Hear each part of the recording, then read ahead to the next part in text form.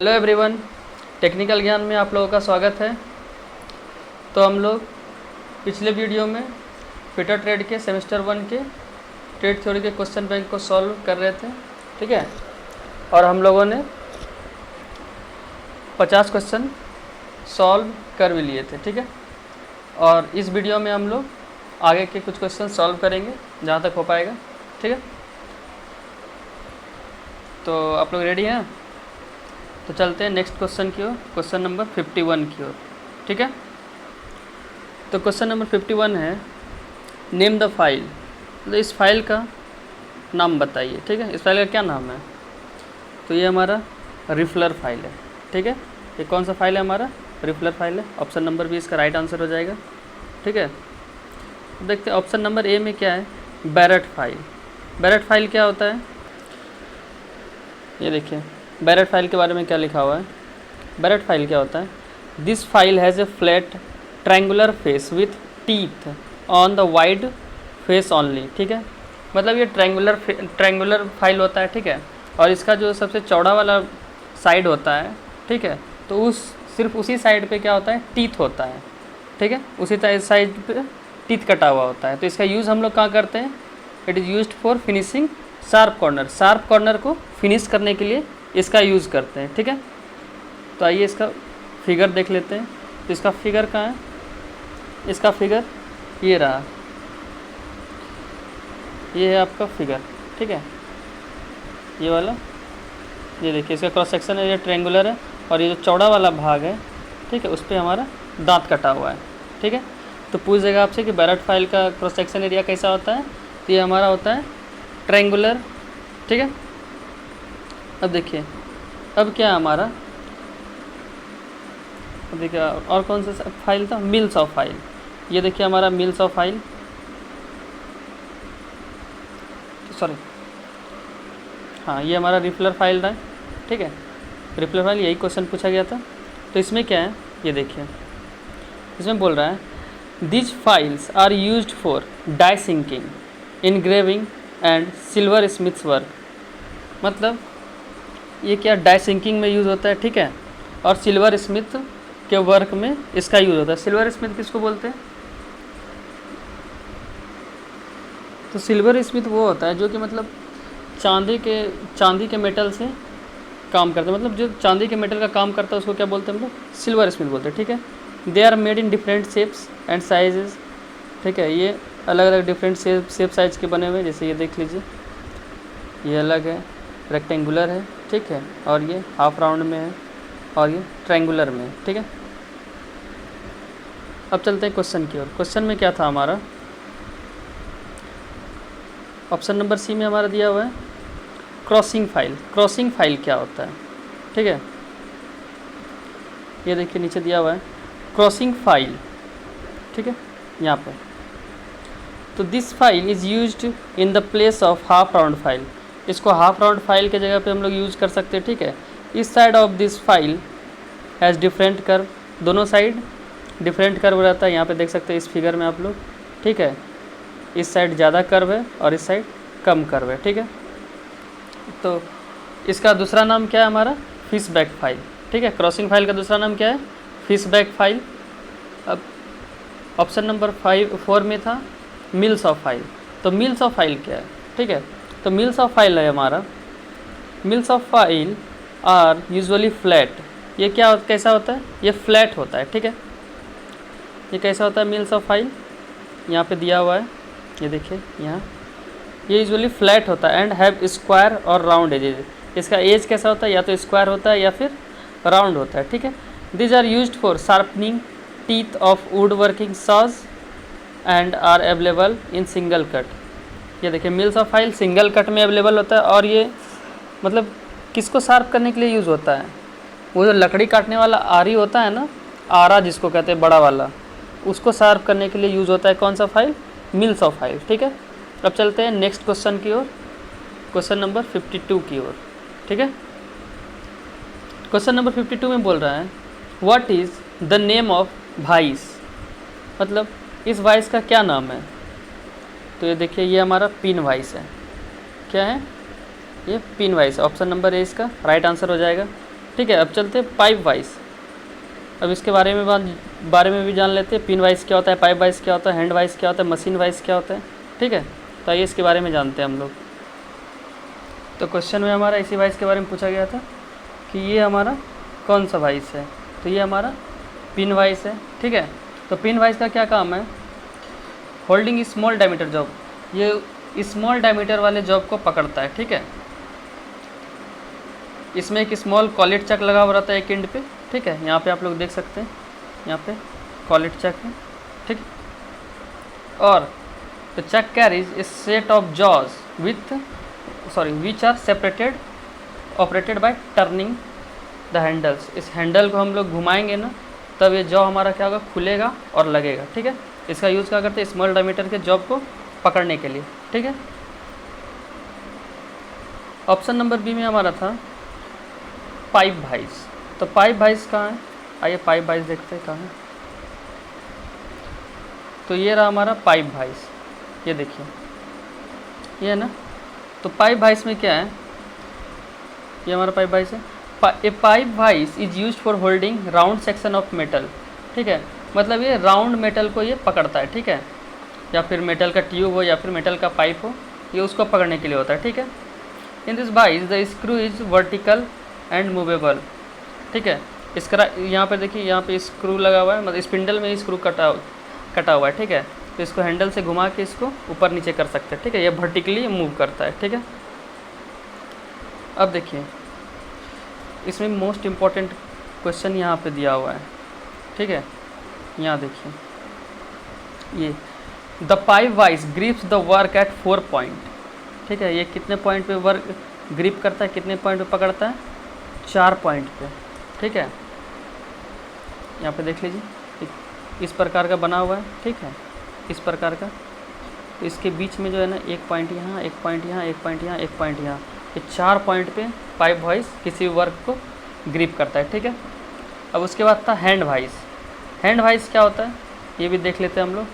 Hand wise क्या होता है, यहाँ पे देखिए, ये हमारा फिगर दिया हुआ है हैंड वाइज का।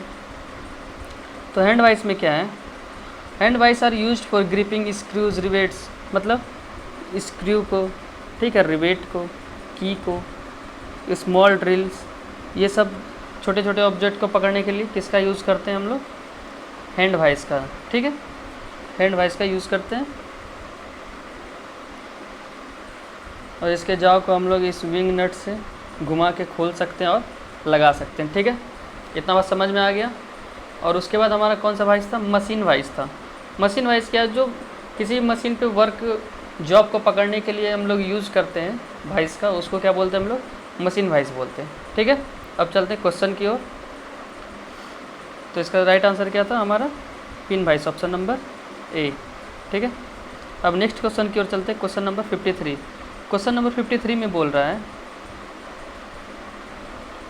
विच grinding machine is used for heavy duty work, मतलब हैवी ड्यूटी वर्क के लिए किस ग्राइंडिंग मशीन का उपयोग किया जाता है। तो हैवी ड्यूटी वर्क के लिए हम लोग पेडेस्ट्रल ग्राइंडर का यूज़ करते हैं।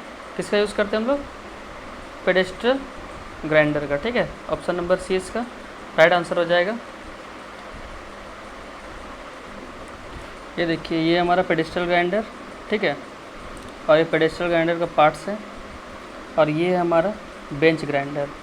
ठीक है, दोनों सेम होता है। ठीक है, लेकिन क्या होता है, बेंच ग्राइंडर बेंच पे लगा हुआ होता है और पेडेस्ट्रल ग्राइंडर क्या होता है, वो ग्राउंड से अटैच्ड होता है। ठीक है, इसके कारण क्या होता है कि ये ग्राउंड से डायरेक्ट अटैच होने के कारण इसका स्ट्रेंथ ज़्यादा होता है बेंच ग्राइंडर के तुलना में, इसीलिए हम लोग हैवी ड्यूटी वर्क के लिए पेडेस्ट्रल ग्राइंडर का यूज़ करते हैं। ठीक है, अब चलते क्वेश्चन की ओर। ठीक है, तो पोर्टेबल ग्राइंडर क्या होता है, पोर्टेबल ग्राइंडर वैसा ग्राइंडर होता है जिसको कि हम एक जगह से दूसरी जगह ले जा सकते हैं। ठीक है, उसको पोर्टेबल ग्राइंडर कहते हैं। ठीक है, ग्राइंडिंग करने के लिए एक जगह से दूसरी जगह आसानी से ले जा सकते हैं और ग्राइंडिंग कर सकते हैं, उसको पोर्टेबल ग्राइंडर कहते हैं। ठीक है, और सरफेस ग्राइंडर होता है, ये मतलब एक्यूरेट ग्राइंडिंग के लिए होता है, बहुत ही प्रिसीजन ग्राइंडिंग होता है। ठीक है, सरफेस ग्राइंडर, तो इस पर हम लोग हैवी ड्यूटी वर्क नहीं करते हैं। ठीक है, इसमें प्रिसीजन ग्राइंडिंग करते हैं। अब चलते हैं नेक्स्ट क्वेश्चन की ओर, क्वेश्चन नंबर 54। क्वेश्चन नंबर 54 में क्या कह रहा है, आइए देखते हैं। Which chisel is used for separating material after chain drilling. तो ये क्वेश्चन हम पिछले क्लास में भी कर चुके हैं कि चेन ड्रिलिंग को सेपरेट करने के लिए किसका यूज़ करते हैं, वेब चीजल का यूज़ करते हैं हम लोग, ठीक है। ऑप्शन नंबर ए इसका राइट आंसर हो जाएगा। अब चलते हैं नेक्स्ट क्वेश्चन की ओर, ठीक है। नेक्स्ट क्वेश्चन में क्या है, क्वेश्चन नंबर 55 में which file is used for sharpening the teeth of wood working saw. तो अभी हम आप लोग को बताया कि वुड वर्किंग सॉ का टीथ शार्प करने के लिए किस फाइल का यूज़ करते हैं हम लोग, तो हम लोग मिल सॉ फाइल का यूज़ करते हैं, ठीक है। तो ऑप्शन नंबर सी इसका राइट आंसर हो जाएगा, ठीक है। अब चलते हैं नेक्स्ट क्वेश्चन की ओर, क्वेश्चन नंबर 56 की ओर। तो क्वेश्चन नंबर 56 क्या कह रहा है, where will be the weight of the hammer stamped. मतलब हैमर का जो वेट है वो कहाँ पे लिखा जाता है, हैमर के किस पार्ट पे लिखा जाता है। तो ये लिखा जाता है हमारा, ये किस पार्ट पे लिखा जाता है, ये हमारा चीक पे लिखा जाता है, ठीक है। चीक को हार्ड एंड टेम्पर नहीं किया जाता है, वो मतलब सॉफ्ट ही रहता है ताकि उस पर पंचिंग करके उसका वेट लिख सके, ठीक है। और ये तो पता ही आई होल में हैंडल लगता है, ठीक है। पिन और फेस क्या होता है, एक साइड पिन कहलाता है हमारा और एक साइड फेस कहलाता है। जिधर चपटा साइड होता है उधर फेस कहलाता है, ठीक है। और जिस साइड हमारा डिजाइन बना रहता है, मतलब क्रॉस पिन या फिर बॉल पिन ये सब बना हुआ रहता है, उस साइड को क्या बोलते हैं, पिन बोलते हैं, ठीक है। अब चलते हैं नेक्स्ट क्वेश्चन की ओर, क्वेश्चन नंबर 57। क्वेश्चन नंबर 57 में क्या है, what will be the effect if the clearance angle of chisel is less than the recommended angle while chipping. जब हम लोग चिपिंग कर रहे हैं, ठीक है, और उस दौरान क्या होता है, जब हमारा क्लियरेंस एंगल कम हो जाएगा, जितना हमारा क्लियरेंस एंगल होना चाहिए उससे अगर हम कम रखेंगे क्लियरेंस एंगल, तो क्या होगा, ये पूछा जा रहा है। तो क्या होता है, पहले तो हम लोग क्या बनाते हैं, एक चीजल बनाते हैं, ठीक है।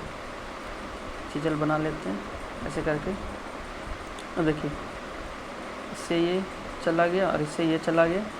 अब यहाँ से ये इसका ग्राउंड हम रेफरेंस ले लिए और इधर परपेंडिकुलर, ठीक है। तो ये इस पॉइंट के बीच में जो आ गया ये वाला एंगल, ये हमारा रैक एंगल हो गया और ये क्लियरेंस एंगल हो गया, ठीक है। अब देखिए क्लियरेंस एंगल कम करने का बात कर रहा है, तो कम करेंगे तो ये जो हमारा है, ये चीजल जो है हमारा, इसको अगर इधर झुकाएंगे तभी तो कम होगा। ये इधर झुकेगा तो ये एंगल हमारा यहाँ से यहाँ आ जाएगा। अब देखिए यहाँ से अगर नीचे हो जाएगा तो इसमें हम अगर चोट मारेंगे हैमर से तो क्या होगा, तो ये स्लिप कर जाएगा, फिर इसमें धंसेगा थोड़ी, क्योंकि इसका एंगल जो है वो कम हो गया, ठीक है। और इसका जो पॉइंट है वो तिरछा हो जाएगा, तो इसमें हमारा स्लिप करने का चांस बढ़ जाता है, ठीक है। तो इसका राइट आंसर क्या हो जाएगा, cutting edge can not penetrate chisel will slip. इसका जो कटिंग एज होता है ये जॉब में हमारा नहीं धंसेगा और चिजल क्या होगा, हमारा स्लिप कर जाएगा। तो इसका राइट आंसर क्या हो जाएगा, ऑप्शन नंबर ए, ठीक है। अब चलते हैं नेक्स्ट क्वेश्चन की ओर। नेक्स्ट क्वेश्चन क्या है हमारा, क्वेश्चन नंबर 58 में है, name the property of metal to resist the effect of tensile force without rupture. मतलब टूटे बिना तन्यता बलों के प्रभाव का विरोध करने वाली धातु की प्रॉपर्टी का नाम बताइए। तो इस प्रॉपर्टी का क्या नाम है, टेनासिटी। पहले से इसमें टिक किया हुआ है, ऑप्शन नंबर 20 का राइट आंसर हो जाएगा टेनासिटी। और डक्टिलिटी क्या होता है, जो टूटे बिना क्या होता है, वायर के रूप में ढल जाता है, उसको क्या बोलते हैं, डक्टिलिटी बोलते हैं। और मेलिएबिलिटी, जो बिना टूटे चादर के रूप में, सीट के रूप में ढल जाए, उसको क्या बोलते हैं, मेलिएबिलिटी। और इलास्टिसिटी क्या होता है, किसी भी मेटल को खींचने के बाद या फिर किसी भी ऑब्जेक्ट को खींचने के बाद छोड़ा जाए और फिर से वो सेम साइज में चला आ जाए तो उसको क्या बोलते हैं, इलास्टिसिटी। जैसे एग्जांपल समझते हैं, एक रबड़ लेते हैं हम, ठीक है, वो जो हमारे मिठाई के डब्बे के साथ आता है रबड़, वो वाला रबड़ लेते हैं, ठीक है। उसका मान के चलते हैं हम लोग 2 सेंटीमीटर उसका लेंथ रहता है, ठीक है। अब उसको खींच के हम लोग कितना 6 सेंटीमीटर 8 सेंटीमीटर तक कर सकते हैं, ठीक है। और फिर से जब हम लोग छोड़ते हैं तो सेम लेंथ में आ जाता है, मतलब वो फिर से 2 सेंटीमीटर का हो जाता है। तो इसी गुण को हम लोग क्या बोलते हैं, इलास्टिसिटी बोलते हैं। ठीक है, अब चलते हैं नेक्स्ट क्वेश्चन की ओर, क्वेश्चन नंबर 59 की ओर। ठीक है, क्वेश्चन नंबर 59 में क्या है, क्वेश्चन नंबर 59 है name the part marked as X. मतलब ये जो एक्स से सूचित किया गया है ये कौन सा पार्ट है, तो ये हमारा एनविल है। ठीक है, ऑप्शन नंबर इसका राइट आंसर हो जाएगा। और ये हमारा क्या है, ये वाला, ये स्पिंडल है, ये हमारा फ्रेम है। ठीक है, और ये रैचेट स्टॉप है। ठीक, ये थिम्बल है और ये बैरल है।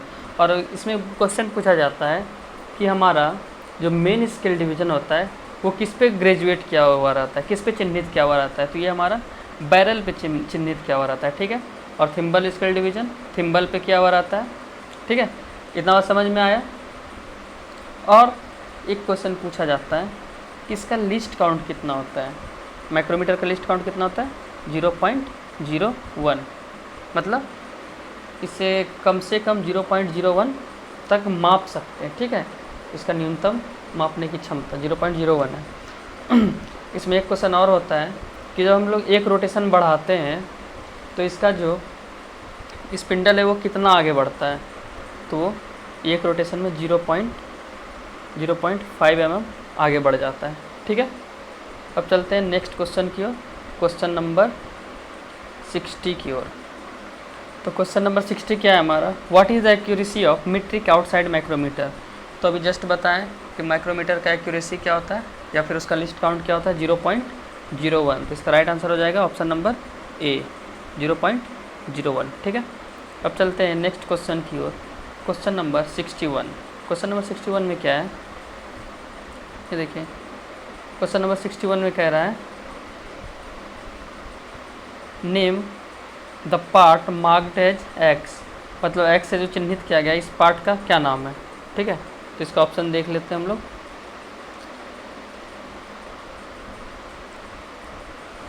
तो इसका ऑप्शन है ए लीप, नहीं ये लीप नहीं है। ठीक है, लैंड भी नहीं है, फ्लैंक भी नहीं है। तो इसका आंसर क्या हो जाएगा, राइट आंसर ये हमारा क्या है, पॉइंट एंगल है। ठीक है, या फिर पॉइंट बोल सकते हैं। ठीक है, अब चलते हैं नेक्स्ट क्वेश्चन, क्वेश्चन नंबर 62 की ओर। तो क्वेश्चन नंबर 62 में क्या है हमारा, क्वेश्चन नंबर 62 में है which type of taper is provided in the drill shank. Drill shank में कौन सा टेपर दिया हुआ रहता है। तो मोस्ट ऑफ द टेपर हमारा क्या रहता है, हम जो जितना भी यूज़ करते हैं मशीनिंग वर्क में, उसमें मोस्ट ऑफ द टेपर हमारा मोर्स टेपर रहता है। ठीक है, तो ये चीज़ याद रखिएगा। तो इसका राइट आंसर क्या हो जाएगा, मोर्स टेपर। और इसमें एक और क्वेश्चन पूछा जाता है कि ये जो हमारा ड्रिल सैंक में मोर्स टेपर रहता है ये किस ग्रेड का रहता है। तो ये हमारा रहता है MT4 ग्रेड का। ठीक है, MT4 ग्रेड का रहता है ये। अब देखिए, ये जो हमारा मोर्स टेपर है ये 8 ग्रेड में पाया जाता है। ठीक है, MT0 से लेके MT7 तक। ठीक है, MT7 तक। ठीक, MT0, MT1, 2, 3, 4, 5, 6, MT7। ठीक है, अब चलते हैं नेक्स्ट क्वेश्चन की ओर, क्वेश्चन नंबर 63। क्वेश्चन नंबर 63 में क्या है, which is used to remove drills and socket from the machine spindle. ठीक है, मतलब बोल रहा है कि ड्रिल मशीन के स्पिंडल से सॉकेट और ड्रिल को निकालने के लिए कौन से टूल का यूज़ करते हैं। तो इसके लिए हम लोग किसका यूज़ करते हैं, ड्रिल डिप्ट का यूज़ करते हैं। ठीक है, किसका यूज़ करते हैं, ड्रिल डिप्ट का यूज़ करते हैं। ड्रिल डिप्ट अंदर डाल के फिर उसके ऊपर हैमरिंग किया जाता है, तब क्या होता है, वो बाहर आ जाता है। ठीक है, अब चलते हैं नेक्स्ट क्वेश्चन की ओर, क्वेश्चन नंबर 64। तो क्वेश्चन नंबर 64 में क्या है हमारा, क्वेश्चन नंबर 64 है name the tap range used in the restricted place. मतलब रिस्ट्रिक्टेड प्लेस में कौन सा टैप रेंज हम लोग यूज़ करते हैं। देखिए, हम लोग T टाइप का टैप रेंज यूज़ करते हैं। ठीक है, रिस्ट्रिक्टेड प्लेस क्या हुआ, मतलब किसी गड्ढे में हम लोग को टैपिंग करना है। ठीक है, तो देखिए गड्ढे में अब यहाँ अंदर में करना है हम लोग को टैपिंग। ठीक है, ये हमारा है और यहाँ पे हम लोग को टैपिंग करना है। तो ऐसे तो हम जनरल टैप हैंडल से टैप रेंज से नहीं कर सकते, तो हम इसमें क्या लगाते हैं, टी हैंडल लगाते हैं। ठीक है, यहाँ से हम लोग पकड़ के घुमाते हैं। ठीक है, और यहाँ पे टैपिंग होता है। ठीक है, तो इसका राइट आंसर क्या हो जाएगा, ऑप्शन नंबर बी। ठीक है, अब चलते हैं नेक्स्ट और लास्ट क्वेश्चन की ओर, क्वेश्चन नंबर 65। ठीक है, क्वेश्चन नंबर 65 में है, in the isometric thread calculate the tap drill size for M10 into 1.5। ठीक है, थ्रेड बोल रहा है कि इसमें हम लोग को टैप ड्रिल साइज निकालना है, किसमें, M10 के थ्रेड में। ये जो हमारा 1.5 है ना, ये हमारा पिच दिया हुआ रहता है। ठीक है, तो ये बहुत सारे एग्ज़ाम में पूछा जाता है, ऐसे स्पेसिफिकेशन दे दिया जाएगा और बोला जाएगा कि 1.5 क्या है, या फिर उसके जगह पे कुछ और भी दे सकता है। तो ये हमारा पिच होता है। ठीक है, ये क्या होता है हमारा, पिच, PITCH। ठीक है, पिच होता है। तो अब देखिए टैप ड्रिल साइज का फॉर्मूला क्या होता है। तो टैप ड्रिल साइज का एक तो फॉर्मूला होता है मेजर डाया माइनस पिच। ठीक है, तो हमारा टैप ड्रिल साइज का फॉर्मूला क्या होता है, मेजर डाया माइनस पिच। मतलब मेजर डाया क्या हमारा 10 है, तो 10 और पिच कितना है हमारा 1.5। तो ये हमारा कितना निकल के आता है 8.5 के आसपास। तो इसमें 8.5 के आसपास ये भी है। ठीक है, और ये भी है, ये भी है। तो अब हम लोग को यहाँ पे कन्फ्यूजन होने लगा, तो हम लोग एक्यूरेट ड्रिल साइज कैसे निकालेंगे। तो उसके लिए एक फार्मूला होता है। तो कौन सा फार्मूला है, वो है मेजर डाया। ठीक है, यहाँ पे सॉल्व करते हैं, major dia minus double depth. ठीक है, क्या है, डबल डेप्थ। ठीक है, मतलब मेजर डाया माइनस गहराई का 2 गुना। तो इसका गहराई कैसे निकालते हैं, ये M से हमारा क्या होता है, मीट्रिक थ्रेड। ठीक है, तो मीट्रिक थ्रेड का गहराई कैसे निकालते हैं हम लोग, मीट्रिक थ्रेड का, तो ये होता है 0.613। एक सेकेंड, तो लग रहा है ख़राब हो रहा है। क्या निकाल रहे थे हम लोग, डेप्थ निकाल रहे थे ना। तो डेप्थ इक्वल टू हो जाएगा 0.6134 इंटू पिच। पिच हमारा क्या है 1.5। ठीक है, तो ये हमारा फार्मूला आ जाता है डेप्थ का।